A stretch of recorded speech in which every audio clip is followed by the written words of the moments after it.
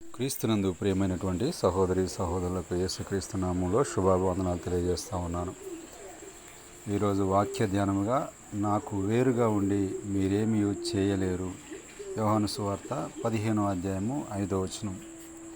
చాలాసార్లు మనం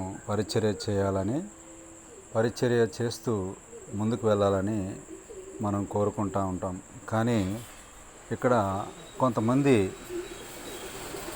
దేవుని పరిచర్య చేయాలని ప్రయత్నించేటువంటి వారు ప్రార్థన లేకుండా పరిచర్యను కొనసాగించాలనే ప్రయత్నం చేస్తూ ఉంటారు. ప్రార్థన లేనటువంటి పరిచర్య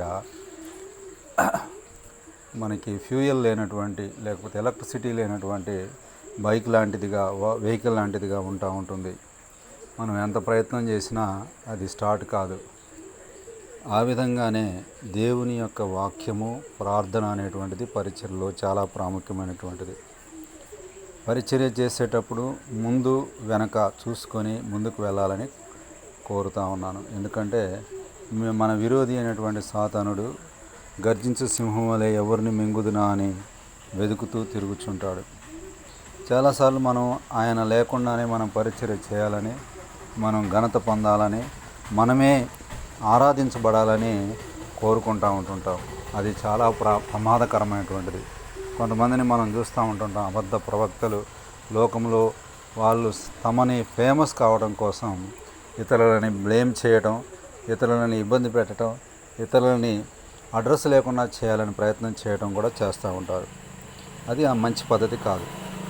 ఇక్కడ దేవుణ్ణి గణపరచాలి, మనల్ని మనం తగ్గించుకోవాలి, నేను తగ్గాలి, ప్రభువా నీవు హెచ్చింపబడాలనేటువంటి మోటోతోటి మనం పరిచర్యలో ముందుకు వెళ్ళాలి.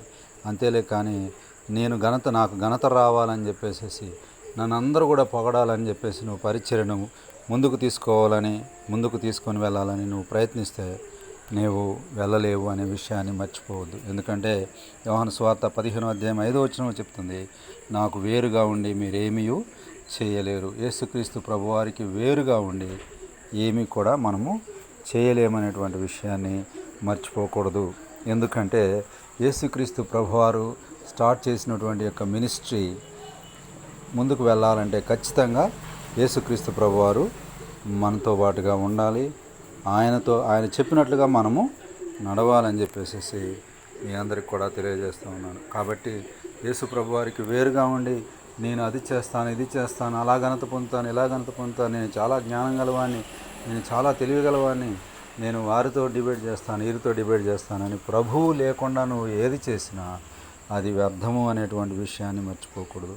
కొంతకాలానికి వాళ్ళు ఈ యొక్క మినిస్ట్రీలో ఉండలేరు అనే విషయాన్ని కూడా మర్చిపోవద్దు. కాబట్టి యేసు ప్రభువారికి వేరుగా ఉండి మనము ఏమీ చేయలేమనే విషయాన్ని ఎప్పుడు కూడా మర్చిపోకూడదు. యేసు ప్రభువారు ఘనత పొందాలని, మనం తగ్గింపబడాలని, ఆయన హెచ్చింపబడాలని మనం ఎప్పుడు కోరుకోవాలి. అంతేగాని మనం ఘనత పొందాలని, మనం హెచ్చింపబడాలని కోరుకుంటే నాకు వేరుగా ఉండి మీరేమీ చేయలేరనే మాట మన జీవితంలో నెరవేరుతుంది. కాబట్టి చాలా జాగ్రత్తగా ఉండాలని మీ అందరికి కూడా తెలియజేస్తున్నాను. దేవుడి మాటలను దీవించును గాక. ఆమేన్.